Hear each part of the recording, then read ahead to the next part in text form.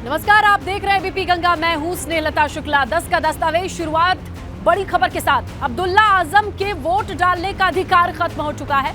मतदाता सूची से अब्दुल्ला आजम का नाम काटा जा चुका है। भाजपा विधायक आकाश सक्सेना ने ये मांग की थी, निर्वाचन रजिस्ट्रेशन ऑफिसर को चिट्ठी लिखी थी और ये मांग उठाई थी। और अब्दुल्ला आजम की मतदाता सूची से नाम हटाने की जो मांग थी वो मंजूर हुई है। आरपी एक्ट की धारा 16 के तहत ये नाम काटा गया है। भाजपा विधायक आकाश सक्सेना ने निर्वाचन अधिकारी को पत्र लिखा था और अब इस मामले में अपडेट ये है कि नाम काटा जा चुका है, वोट नहीं दे सकते हैं आप। रविशंकर दुबे हमारे सहयोगी फोन लाइन पर मौजूद हैं, उनसे ज्यादा डिटेल लेते हैं। रवि, ये समझाएं कि किस तरीके से इस मांग को निर्वाचन अधिकारी की ओर से सही पाया गया और नाम हटाया गया, क्या दलीलें दी गई? देखिए, पूरा मामला जो है सेटेलाइट मुरादाबाद में जो मामला था उसके बाद में जब अब्दुल्ला आजम को सजा हुई तो सजा के बाद में जो यहाँ के रामपुर के जो विधायक हैं आकाश सक्सेना, उन्होंने ये शिकायत निर्वाचन अधिकारी को की थी कि जिस तरीके से कि आरपी एक्ट की धारा 16 है उसके अंतर्गत जब किसी भी जो जनप्रतिनिधि होता है तो उसको अगर सजा पड़ती है तो उसके अंतर्गत जो है वो मतदाता सूची से नाम काटा जाता है। तो इस प्रावधान के तहत ये नाम काटा। ठीक है रवि, आप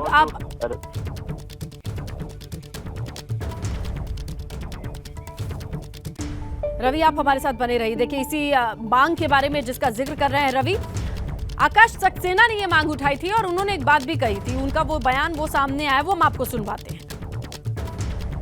रामपुर में निर्वाचन रजिस्ट्रीकरण अधिकारी को ये पत्र लिखा था कि आरपी एक्ट की धारा 16 के अंतर्गत जिस तरीके से आजम खान का वोट देने का अधिकार समाप्त किया गया था, उसी तरीके से चूँकि अब्दुल्ला आजम खान को अब सज़ा हो चुकी है तो इनका भी उक्त धारा के अंतर्गत वोट देने का अधिकार समाप्त किया जाए। आज उसी के परिक्षेप में इनका जो वोट देने का अधिकार था समाप्त कर दिया गया, वोट को काट दिया गया। तो हमारे सहयोगी रवि बने हुए हैं फोन लाइन पर, उनसे जानकारी लेते हैं कि इस मांग को कब उठाया गया था रवि, जब ये अधिकारी के पास पहुंचा उसके बाद ये अब फैसला आया है?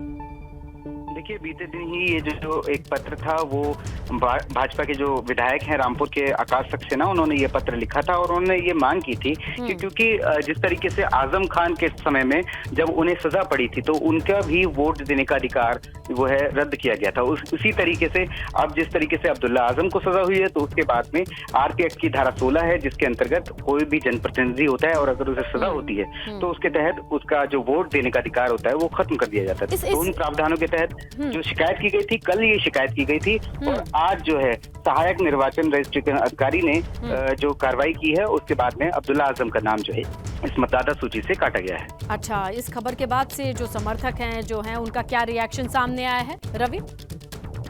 अभी समर्थकों का रिएक्शन लेना अभी तो रह गया है क्योंकि अभी ये जो सूचना है वो आई है और उसके बाद ही हमने जो भाजपा नेता हैं उनसे बात की और उन्होंने अभी ये रिएक्शन दिया है।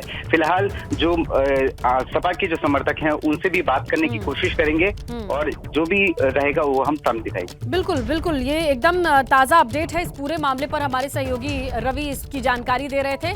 अब यहाँ से रिएक्शन क्या होता है, क्योंकि देखिए वोट देने का अधिकार नहीं रहा। 16A का हवाला दिया गया है जिसमें जनप्रतिनिधि को सजा मिलने के बाद से वोट करने का जो राइट है वो खत्म होता है। रवि, शुक्रिया तमाम जानकारी के लिए।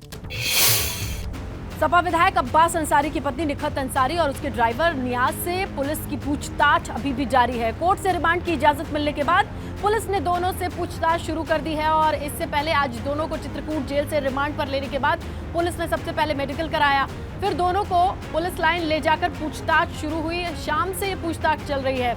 आपको पता है, चित्रकूट जेल में गैर कानूनी तरीके से पति अब्बास से मुलाकात के मामले में पुलिस पत्नी निखत और उसके ड्राइवर नियाज की गिरफ्तारी कर चुकी है।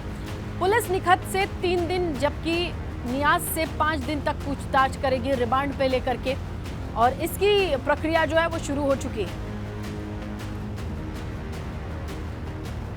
अब्बास और निखत अंसारी के मिलन कांड के बाद न्यायालय के आदेश में अब्बास की पत्नी निखत और ड्राइवर नियाज को पुलिस ने अपने रिमांड कस्टडी में ले लिया है, जिसके बाद अब दोनों को मेडिकल परीक्षण कराने के बाद पूछताछ के लिए चित्रकूट रिजर्व पुलिस लाइन ले आया गया है। आप मेरे पीछे देख सकते हैं कि किस तरीके से पुलिस का सख्त पहरा है और इसी पहरे के अंदर दोनों के साथ पुलिस पूछताछ कर रही है। इस पूछताछ में निकहत और न्यास के मोबाइल और भी तमाम चीज़ों के साथ जांच चल रही है। इस जांच में एसओजी और क्षेत्राधिकारी नगर हर्ष पांडे और कोतवाली करवी की टीम मौजूद है। इस पूछताछ के दौरान मोबाइल के रिकॉर्ड और भी तमाम चीज़ों को खंगाला जा रहा है। कुछ भी थोड़ी देर में बड़े संकेत मिल सकते हैं।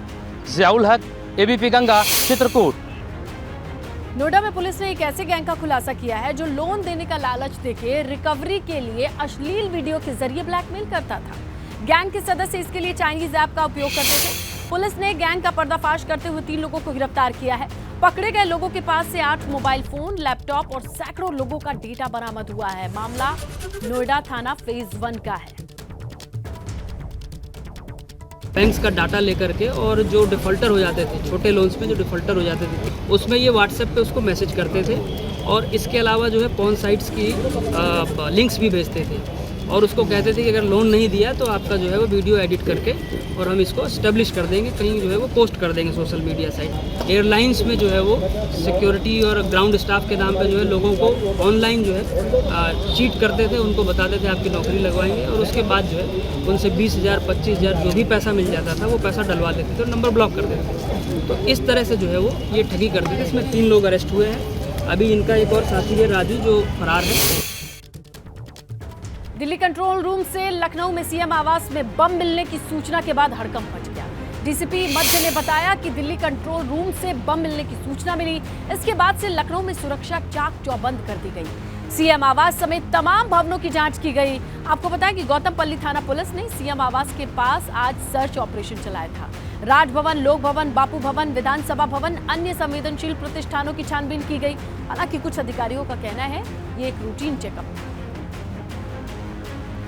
कंट्रोल रूम पर एक सूचना प्राप्त हुई थी जिसमें बताया गया था कि सीएम रेजिडेंस के पास में बम रखने की सूचना है।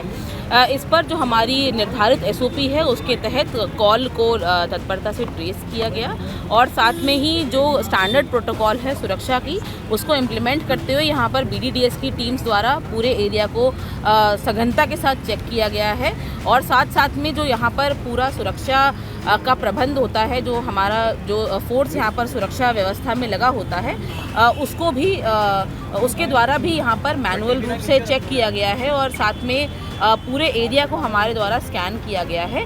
जो स्टैंडर्ड एसओपी है उसके तहत जो आगे की इसमें कार्रवाई है वो की जा रही है। इस कॉल को ट्रेस करते हुए जो भी जिसने भी ये कॉल दी थी उस कॉल को पूर्ण रूप से ट्रेस करते हुए आगे की कार्रवाई इसमें की जाएगी। तक किसी भी संदिग्ध चीज़ का यहाँ पर नहीं मिली है और जो बॉम्ब स्क्वाड की हमारी टीम्स होती हैं प्लस जो लोकल हमारी एंटी सैबोटाज टीम्स होती हैं उनके द्वारा पूरे एरिया को जो आसपास का एरिया है उसको भी सघनता से इसमें चेक किया गया है। उधर मऊ में भी प्रशासन महाशिवरात्रि को लेकर अलर्ट मोड में है। इसे लेकर के शहर के अलग अलग इलाकों में पुलिस ने फ्लैग मार्च किया। इस दौरान सीओ सिटी के नेतृत्व में 3 थानों की पुलिस फ्लैग मार्च करती नजर आई। फ्लैग मार्च में पीएसी के जवान भी मौजूद रहे।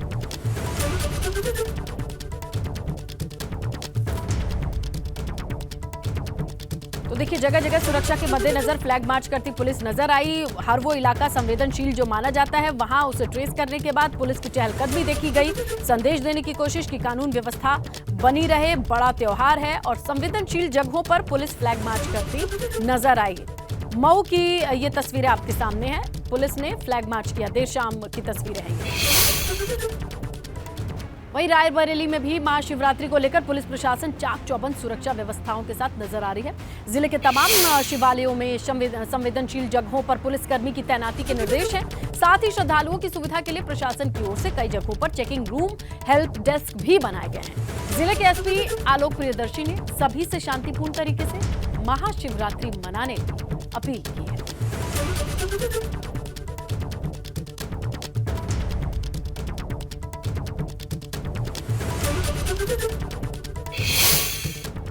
कानपुर देहात में मां बेटी की जलकर मौत का मामला। सपा कांग्रेस के बाद अब आप ने भी विरोध जताया है। आज कानपुर देहात के मड़ौली गांव पहुंचे आप सांसद संजय सिंह। पीड़ित परिजनों से मुलाकात की। शिवम से संजय सिंह की मुलाकात हुई है।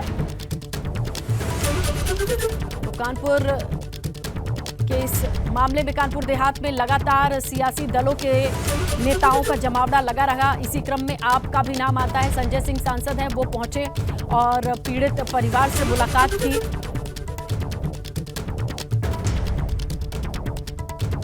पूरे मामले पर अभी भी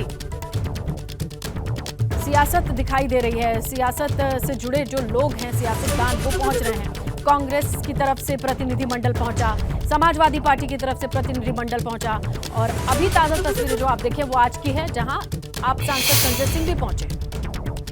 तो कानपुर देहात के बड़ौली गांव में मां बेटी की मौत के मामले में जांच के लिए गठित एसआईटी की टीम ने अपना काम शुरू कर दिया है। शुक्रवार को कानपुर देहात में अफसरों का काफिला पहुंचा और पीड़ित परिवार से मिल करके पूरे मामले की तफ्तील से जांच करनी शुरू कर दी है। जांच टीम ने घटनास्थल के पास ही परिवार और गवाहों को बिठाया और बिठाकर सवाल किए। इसकी वीडियोग्राफी भी की गई। एसआईटी को इस मामले में जल्द से जल्द जांच पूरी करके रिपोर्ट शासन को सौंपने के निर्देश दिए गए हैं। तो कुल मिलाकर के आप समझ रहे हैं कि ये पूरा मामला, एक तरफ एसआईटी अपना काम कर रही है तो दूसरी तरफ ये सियासी दलों का आना जाना लगा हुआ है। गठित एसआईटी की टीम ने अपना काम शुरू करते हुए शुक्रवार को कानपुर देहात में ये देखा गया कि अफसरों का काफिला पहुंचता है। तफसील से जांच शुरू होती है। घटनास्थल के पास ही परिवार और गवाहों को बिठाकर सवाल जवाब किए गए, वीडियोग्राफी की गई। एसआईटी को इस मामले में जल्द से जल्द जांच पूरी करके शासन को रिपोर्ट सौंपने के निर्देश मिले हैं। अभी जो दुर्घटना हुई है वो बहुत ही दुर्भाग्यपूर्ण है। हमारी जो शोक संवेदनाएं हैं परिवार के साथ है। इस प्रकरण में शासन भी बहुत सीरियस है। निष्पक्ष जांच होगी, जो भी दोषी होगा उसके खिलाफ कार्रवाई करी जाएगी। हम लोग जो निष्पक्ष कार्रवाई है उसके फेवर में, और मुख्यमंत्री जी भी है, इसलिए एसआईटी भी। तो इस पूरे मामले पर आप देखिए कि प्रशासन, एसआईटी के कंधों पर बहुत सारी जिम्मेदारी। जांच प्रक्रिया जो चल रही है वो तेजी से अब तूल पकड़ती जा रही है, क्योंकि अधिकारी भी इस पूरी जांच प्रक्रिया में तेजी से काम करते नजर आ रहे हैं। इस पूरे क्षेत्र की, इस पूरे घटना स्थल की जांच की गई है, अधिकारियों ने निरीक्षण किया है।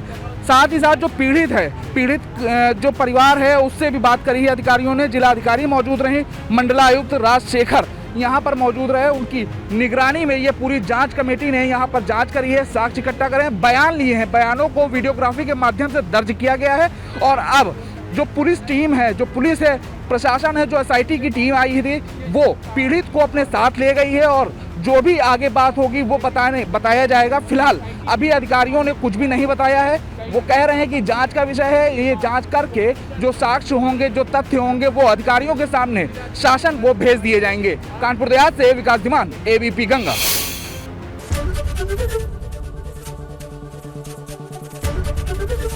एबीपी गंगा, खबर आपकी, जुबान आपकी।